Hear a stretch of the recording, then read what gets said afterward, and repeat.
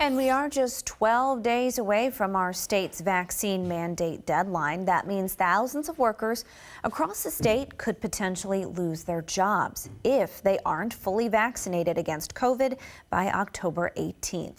Under the governor's mandate, workers had until Monday to get the one-dose shot of the Johnson & Johnson vaccine in order to keep working after the 18th.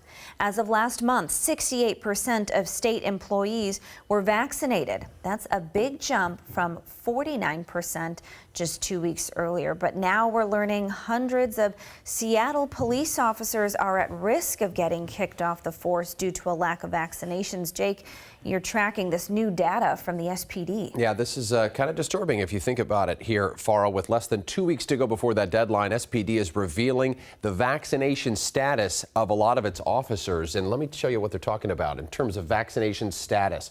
720 officers have submitted their vaccination status so far as of this morning. That's 67% of sworn officers on the force. But look at this. 354 officers have not submitted their vaccine status yet. That doesn't necessarily mean they're not vaccinated.